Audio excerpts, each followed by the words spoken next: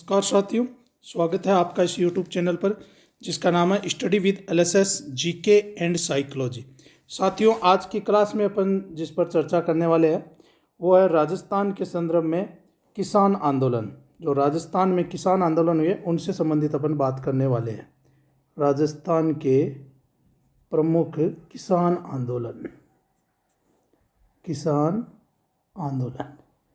ये जो राजस्थान के किसान आंदोलन है, इन आंदोलनों में वैसे अलग अलग वीडियो या अलग अलग भागों में अपन लेंगे, लेकिन एक सबसे प्रसिद्ध जो आंदोलन रहा है वो है बिजोलिया का किसान आंदोलन। तो बिजोलिया का जो किसान आंदोलन है थोड़ा विस्तारित है, 3 चरणों में है। तो मेरी कोशिश रहेगी कि 2 वीडियो में मैं आपको ये उपलब्ध करवाऊँ। और चूँकि इन आंदोलनों से संबंधित विस्तृत जानकारी पूछी जाती है, इसलिए मैं पूरी जानकारी आपको उपलब्ध करवाने का प्रयास करूँगा। तो आप वीडियो से जुड़े रहिएगा। बात करते हैं अपन बिजोलिया आंदोलन के बारे में। यहाँ पर देखिए, बिजोलिया किसान आंदोलन की अपन जो बात करें, बिजोलिया किसान आंदोलन, 1 मिनट देखिएगा। बिजोलिया किसान आंदोलन जिसमें भारत में एक संगठित किसान आंदोलन की शुरुआत करता है। यानी जो बिजोलिया किसान आंदोलन था ये भारत में एक संगठित किसान आंदोलन की शुरुआत करता है। तो भारत में सबसे पहला अगर संगठित किसान आंदोलन था तो ये बिजोलिया किसान आंदोलन था।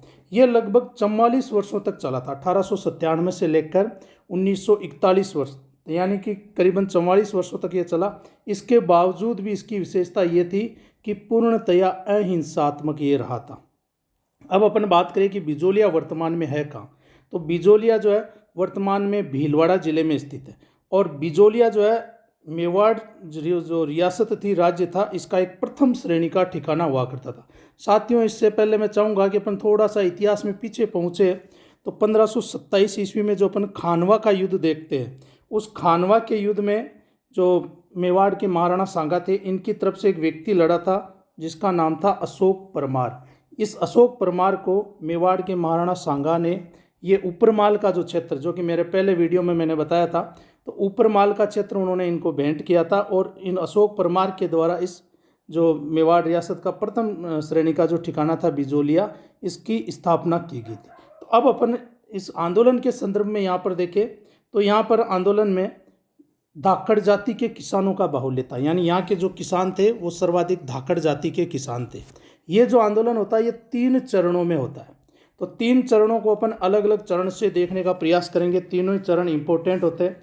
यहाँ पर जब अपन बात करते हैं तो देखिए 1894 ईस्वी तक जो बिजोलिया था ठिकाना ठीक था, किसानों के मध्य और जागीरदार के मध्य अच्छा संबंध था। क्योंकि बिजोलिया ठिकाना मेवाड़ के महाराणा के अधीन आता था, इसलिए मेवाड़ के महाराणा को भी अपन इंगित करके पढ़ेंगे और बिजोलिया ठिकाने के जागीरदार को भी अपन संबंधित करके यहाँ से पढ़ेंगे। लेकिन प्रथम चरण जो शुरू होता है वो 1897 से लेकर 1915 ईस्वी तक चला। तो किस प्रकार से देखिए इस आंदोलन की शुरुआत होती है।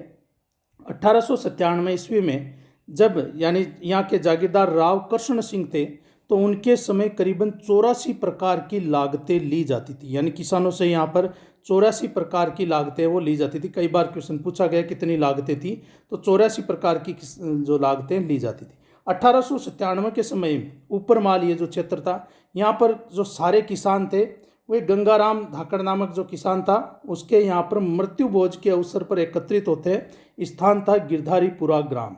और यहाँ पर इन लोगों ने ये निश्चय किया कि चूँकि यहाँ का जो शासक है वो लगान जो है बहुत ज़्यादा वसूल करता है, इसलिए यहाँ के शासक की शिकायत जो है मेवाड़ के महाराणा के पास की जानी चाहिए। तब यहाँ के लोगों ने 2 प्रतिनिधि नियुक्त किए, एक तो नानजी पटेल और एक थे ठाकरी पटेल। नानजी पटेल और ठाकरी पटेल दोनों उदयपुर गए और उदयपुर जाकर तत्कालीन महाराणा जो थे फतेह सिंह, यानी उस समय के जो आंदोलन के समय मेवाड़ के महाराणा थे वो फतेह सिंह थे, तो ये तत्कालीन उदयपुर के महाराणा फतेह सिंह के पास गए और जागीरदार के बारे में उन्होंने शिकायत की। जब जागीरदार को इस बारे में पता चला तो जागीरदार और उल्टा उत्तेजित हो गया। और हालांकि ये आंदोलन है वो समाप्त नहीं हुआ, उस पर कोई ज़्यादा फर्क भी नहीं पड़ा कि उसने रियासत ये जो है लागतें वगैरह कम की हो। यहाँ पर दूसरा चरण अपन देखते हैं कि 1903 ईस्वी में राव कृष्ण सिंह ने ऊपरमाल की जनता पर एक नया कर और लगा दिया जिसको चौरी कर कहा जाता था। चौरी कर ये था कि जब किसी किसान की पुत्री का विवाह हो तो एक विवाह के बदले में प्रत्येक किसान को 5 रुपये या 13 रुपये ठिकाने के यहाँ पर जमा करवाने पड़ते थे। मैं 5 और 13 इसलिए बता रहा हूँ कि दोनों ही जो है 5 रुपये भी और 13 रुपये भी दोनों ही ऑथेंटिक है। वर्तमान RBSE में 13 रुपये बताए गए, जबकि पहले वाली जितनी भी ये जो मानव संसाधन विकास मंत्रालय की पुस्तकें हैं इनमें सब में 5 रुपये दिया गया। तो 5 रुपये और 13 रुपये अपन दोनों ही मानकर पढ़ लेते हैं। अब यहाँ पर चौरी माफ व लगान उपज के आधे हिस्से के स्थान पर, यानी जब किसानों के द्वारा आंदोलन किया गया तो जो जागीरदार था इसने क्या किया, चौरी माफ कर दिया और लगान उपज के आधे हिस्से के स्थान पर 2/5 लेने की घोषणा कर दी। यानी अभी आंदोलन समाप्त नहीं हुआ, लेकिन जब इसकी शिकायत गई तो इसने कुछ हद तक जो है वो प्रयास किया। यहाँ पर आगे अपन और देखते हैं। 1906 में राव कृष्ण सिंह की मृत्यु हो जाती है। तो 1906 में राव कृष्ण सिंह की मृत्यु के बाद ये निसंतान इनकी मृत्यु हुई थी। तो इनका एक रिश्तेदार जो था पृथ्वी सिंह, वो बिजोलिया का शासक बना, बिजोलिया का स्वामी बना। जब बिजोलिया का जागीरदार शासक बनता था, नया जब वो शासक बनता था, तो उसे मेवाड़ के महाराणा को एक अलग प्रकार से कर देना होता था, जिसको तलवारबंदी कहा जाता था। तो बिजोलिया की जागीरदार ने क्या किया, ये जो तलवारबंदी का भार था ये भी किसानों पर डालने का प्रयास किया। जब किसानों पर ये कर एक्स्ट्रा और डाला गया तो किसानों ने यहाँ पर आंदोलन की शुरुआत की। अब ये जो प्रथम चरण होता है, इसका जो आंदोलन का नेतृत्व करने वाले थे वो 3 व्यक्ति है। एक तो साधु सीताराम दास, फतेहकरण चारण और ब्रह्मदेव। तो साधु सीताराम दास, फतेहकरण चारण और ब्रह्मदेव के नेतृत्व में यहाँ पर बिजोलिया किसान आंदोलन का प्रथम चरण में जो आंदोलन हुआ। यहाँ पर साधु सीताराम दास जो है वो पुस्तकालय में नौकरी किया करते थे, यानी उनकी यहाँ पर सरकारी नौकरी थी, जो जागीर थी वहाँ पर। तो साधु सीताराम दास को ठिकाने के द्वारा पुस्तकालय से हटा दिया गया, यानी सेवा मुक्त कर दिया गया, और इन दोनों को यहाँ से निष्कासित कर दिया गया। अब 1914 ईस्वी में राव पृथ्वी सिंह का देहांत हो गया। जब राव पृथ्वी सिंह का भी देहांत हो गया तो इनका जो पुत्र था केसरी सिंह, ये नाबालिग था, जिसके कारण हुआ यहाँ पर कि जो मुनुस्मात यानी जो कोर्ट ऑफ वाइस था वो यहाँ पर कायम कर दिया गया। इसका मतलब ये होता था कि जब तक यहाँ का जो शासक है वो बालिग नहीं हो जाता था तब तक डायरेक्ट मेवाड़ के महाराणा का यहाँ पर शासन रहा करता था। तो अब कुछ समय के लिए मेवाड़ के महाराणा का यहाँ पर डायरेक्ट शासन स्थापित हो जाता है, तभी ये जो है दूसरा चरण स्थापित या दूसरा चरण जो आंदोलन है वो चलता है। दूसरे चरण के बारे में अपन बात करें तो देखिएगा, दूसरे चरण में जो है दूसरा चरण शुरू होता है आपके 1915 से लेकर 1923 तक, 1915 से 1923 ईस्वी तक। यहाँ पर हमें एक बात भी समझनी है कि 1914 से पूरे विश्व में प्रथम विश्व युद्ध भी शुरू हो गया था। तो चूंकि अपने यहाँ पर अंग्रेज़ों का शासन था, अंग्रेज़ों को धन की आवश्यकता थी, तो अंग्रेज़ों ने रियासतों पर यह भार डाला और रियासतों ने ये जनता पर भार डाला था। इसका भी आगे अपन देखते हैं। तो दूसरा चरण है वो अपन पढ़ते हैं। तो दूसरे चरण का जो नेतृत्व करते हैं वो विजय सिंह पथिक के द्वारा किया गया था। तो इससे पहले हम थोड़ा सा विजय सिंह पथिक के बारे में जानकारी लेते हैं। विजय सिंह पथिक, जिनका मूल नाम भूप सिंह हुआ करता था और इनका जन्म जो है गुट्ठावली बुलंदशहर के पास में हुआ। इन्हें राजस्थान में भेजा गया था। राजस्थान में भेजने वाले थे रास बिहारी बोस के द्वारा इनको राजस्थान भेजा गया। इसलिए भेजा गया क्योंकि आपको पता हो 1915 में सशस्त्र क्रांति करने का प्रयास किया गया था। हालांकि वो असफल हुई थी, लेकिन उन्हें इसी पर्पज में यहाँ पर भेजा गया, जहाँ पर ये गोपाल सिंह खरवा के पास आए और गोपाल सिंह खरवा और इन दोनों पर यहाँ पर जिम्मेदारी थी। लेकिन किसी गुप्तचर के माध्यम से सूचना देने के कारण ये क्रांति असफल हुई और इन दोनों को गिरफ्तार करके टोडगढ़, जो अजमेर के पास में टोडगढ़ दुर्ग था, वहाँ पर बंद कर दिया गया। इन पर एक मुकदमा और चल रहा था, तो उस मुकदमे का जब वारंट निकला, उससे बचने के लिए विजय सिंह पथिक यहाँ से फरार हो जाते और फरार होकर उस समय तक इनका नाम भूप सिंह है। भूप सिंह यहाँ से फरार हो जाते, अपनी दाढ़ी बढ़ा देते और अब विजय सिंह का भेष बनाकर यानी विजय सिंह पथिक बनकर ये बाणा ग्राम, जो कि कांकरोली के पास था, वहाँ पर रहने लगे। यहाँ पर रहते हुए इन्होंने एक पाठशाला स्थापित की, बच्चों को पढ़ाने का काम करते थे और क्रांतिकारी गतिविधियों से ये जुड़े रहे। यहीं पर ये जब मोही गांव में थे तो वहाँ पर ठाकुर डूंगर सिंह भाटी और केसरी सिंह बारहट के दामाद जो ईश्वरदान आसिया थे, उनसे भी इनकी भेंट हुई। तो ईश्वरदान आसिया और जो डूंगर सिंह भाटी है, इनके साथ इनकी जो भेंट होती है वो कहाँ पर हुई? मोही ग्राम में। यहाँ पर एक जो चित्तौड़ के बारे में अपन पढ़ते हैं, तो चित्तौड़ में हरिभाऊ किंकर के द्वारा एक विद्या प्रचारिणी सभा की स्थापना की गई थी। इसी की एक ब्रांच जो है साधु सीताराम दास ने बिजोलिया में भी खोल रखी थी। तो जो साधु सीताराम दास है यहाँ पर मेन ब्रांच में आते रहते थे। तो चित्तौड़ में साधु सीताराम दास जब इसके वार्षिक सम्मेलन में आए एक बार, तो यहीं पर ये पथिक जी को मिले और पथिक जी को इन्होंने आग्रह किया कि आप बिजोलिया आकर बिजोलिया का जो आंदोलन है इसका नेतृत्व संभालें। तो इन्हीं के आग्रह पर, हालांकि इनकी जो मुलाकात हुई थी वो चित्तौड़ में हुई, इन्हीं के आग्रह पर विजय सिंह पथिक है वो बिजोलिया आते हैं और जो किसान होते हैं उनका नेतृत्व संभालते हैं। पथिक जी ने 1916 ईस्वी में इस आंदोलन में प्रवेश किया था, यानी विजय सिंह पथिक के द्वारा 1916 ईस्वी में जो ये आंदोलन था दूसरा चरण, इसमें इनके द्वारा प्रवेश किया गया। 1916 में बिजोलिया के किसानों ने साधु सीताराम दास की अध्यक्षता में एक किसान पंच बोर्ड की स्थापना की और पथिक जी की प्रेरणा से युद्ध ऋण देने से इनकार कर दिया। मैंने आपको बताया कि 1914 ईस्वी में प्रथम विश्व युद्ध शुरू हो गया था, तो प्रथम विश्व युद्ध के लिए जो इन्हें ऋण देना था, यानी जो भार देना था, तो उस भार को देने से इनके द्वारा इनकार कर दिया गया। अब जो माणिक्यलाल वर्मा जो बिजोलिया ठिकाने के कर्मचारी थे, उन्होंने भी पथिक जी से प्रभावित होकर नौकरी छोड़ दी और विद्या प्रचारिणी सभा के वो भी मंत्री बन गए। नेक्स्ट में अपन देखते हैं कि वर्मा जी ने बिजोलिया में स्थित पार्श्वनाथ भगवान के प्राचीन जैन मंदिर में पथिक जी से आजीवन देश सेवा की दीक्षा ली थी। तो वर्मा जो माणिक्यलाल वर्मा थे, इन्होंने बिजोलिया में स्थित पार्श्वनाथ भगवान का जो प्राचीन मंदिर था, जैन मंदिर था, इसमें इन्होंने आजीवन देश सेवा की दीक्षा ली। गिरफ्तारी से बचने के लिए पथिक जी भूमिगत होकर उमाजी के खेड़े, जो कि कोटा के पास पड़ता था, उमाजी के खेड़े में एक जो वीरान मकान था इसमें रहने लगे। और एक समय ऐसा आया जब बिजोलिया आंदोलन का जो मुख्य केंद्र था वो यही वीरान मकान उमाजी का खेड़ा बन गया। पथिक ने 1917 ईस्वी में हरियाली अमावस्या के दिन ऊपर माल पंच बोर्ड की स्थापना की और मन्नाराम पटेल जो है इसके सरपंच बनाए गए। उस समय कुछ पंक्तियां कही गई थी कि हरियाली अमावस्या सुखद शुभ मुहूर्त को जान लो, स्वतंत्रता के हित अब धर्म युद्ध की ठान लो।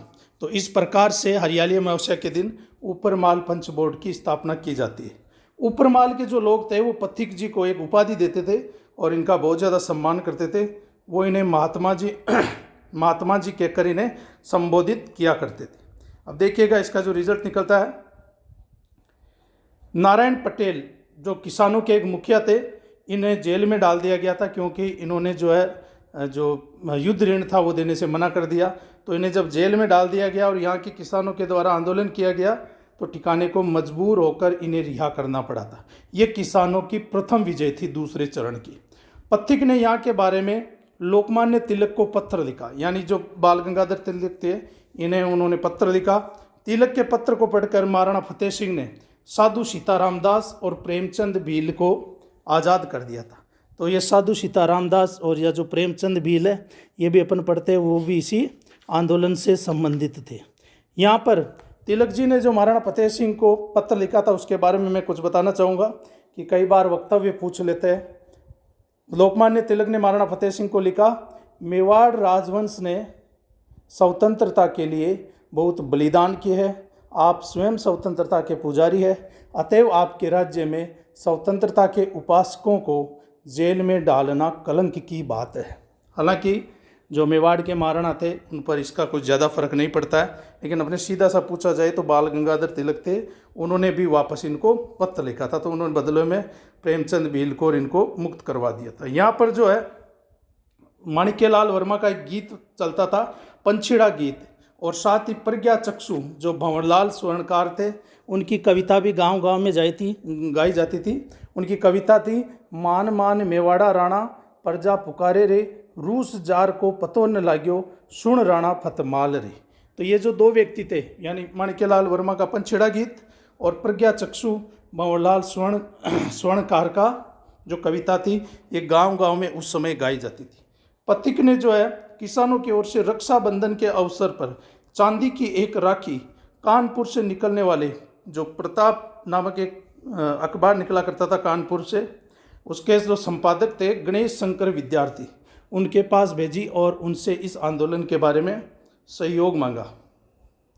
ये थे गणेश शंकर विद्यार्थी। इनके पास इन्होंने चांदी की राखी भेजी और इनसे आंदोलन के बारे में समर्थन मांगा। तो इन्होंने कहा कि मैं इस आंदोलन के बारे में पूर्णतया समर्थन करूंगा, और इसके लिए उन्होंने एक अलग से स्तंभ लेख खोल दिया था। यानी इसके बारे में उन्होंने सबसे पहले लिखना शुरू किया था और इसको अखिल भारतीय स्तर पर पहुंचाने का प्रयास किया या पहुंचाया गया था। यहाँ पर अपन एक जो जांच आयोग था इसके बारे में देखते हैं। तो अप्रैल 1919 में न्यायमूर्ति बिंदुलाल भट्टाचार्य की अध्यक्षता में एक जांच आयोग नियुक्त किया गया।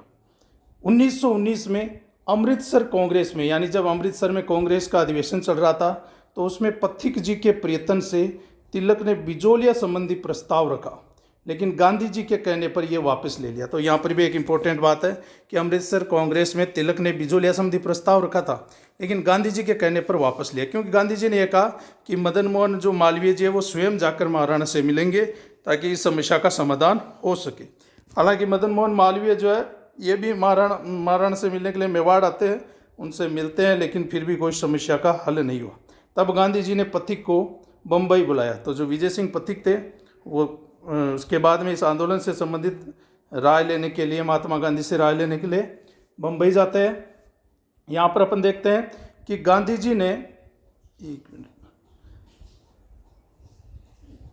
ने अपने जो सचिव थे महादेव देसाई, उनको पथिक जी के साथ बिजोलिया भेजा कि वो यहाँ से रिपोर्ट लेकर मुझे अवगत कराए। गांधी जी ने महाराणा फतेह सिंह को भी पत्र लिखा। पथिक जी के संपादकत्व में वर्धा से राजस्थान केसरी नामक पत्र निकाला गया। यानी जब पथिक जी वर्धा में थे तो ये निश्चय किया गया कि पथिक जी के संपादकत्व में यहाँ से एक राजस्थान केसरी नामक पत्र निकाला जाएगा। इस पत्र की जो समाचार पत्र था, इसकी पूरी की पूरी आर्थिक जिम्मेदारी सेठ जमनालाल बजाज ने ली थी। लेकिन कुछ समय बाद में पथिक जी और जमनालाल बजाज के मध्य विचारधारा का मेल नहीं होता, जिसके कारण पथिक जी है वो वर्धा छोड़कर अजमेर आ जाते हैं। अजमेर जब वो आ जाए तो अजमेर में यहाँ से इन्होंने एक पत्र शुरू किया है, इसी पत्र का जिसका नाम हो गया नवीन राजस्थान। यानी राजस्थान केसरी वर्धा से निकलता था और जो नवीन राजस्थान है ये अजमेर से निकलता था। इसी बीच आंदोलन का नेतृत्व जो है वर्मा जी ने किया। यानी जब ये अजमेर की तरफ आ गए तो इस आंदोलन का नेतृत्व है वो माणिक्यलाल वर्मा के द्वारा कुछ समय के लिए किया गया। पथिक जी के आग्रह पर श्री अर्जुनलाल सेठी भी बिजोलिया आए थे। तो ये भी एक इम्पोर्टेंट बात है कि अर्जुनलाल सेठी है वो भी बिजोलिया के आंदोलन में आए थे। राजपुताना के, अब देखिए जो अंतिम रूप से इस आंदोलन का किस प्रकार से जो दूसरा चरण है वो समाप्त होता है। तो राजपुताना के जो एजीजी थे रॉबर्ट हॉलैंड और मेवाड़ के जो ब्रिटिश रेजिडेंट थे विल्किंसन, इन दोनों की मध्यस्थता से 11 फरवरी 1922 को ठिकाने और किसान पंचायत के बीच एक समझौता हुआ। इसमें किसानों की तरफ से किन किन ने हिस्सा लिया, तो माणिक्यलाल वर्मा, किसान पंचायत के सरपंच मोतीचंद पटेल और एक मंत्री नारायण पटेल, राजस्थान सेवा संघ के मंत्री थे रामनारायण चौधरी, इन चारों ने किसानों की तरफ से हिस्सा लिया। जबकि जो ठिकाने की तरफ से थे उसमें मेवाड़ राज्य की तरफ से दीवान प्रताप चंद्र चटर्जी और राज्य के शायर हकीम बिहारी लाल थे। ये अंतिम रूप से जो दूसरा चरण था ये समाप्त हुआ और इसमें रिजल्ट ये निकला कि जो 84 प्रकार की लागें ली जाती थी उनमें से करीबन 35 प्रकार की लागें हैं वो समाप्त कर दी गई। तो एक समय के लिए जो बिजोलिया किसान आंदोलन था इसका दूसरा चरण समाप्त होता है। इसके जो तीसरा चरण था, अंतिम चरण था, उसके बारे में अपन अगले वीडियो में बात करेंगे। अगर साथियों यह आपको वीडियो अच्छा लगता है तो लाइक करें, शेयर करें और इस चैनल को सब्सक्राइब करें। धन्यवाद साथियों।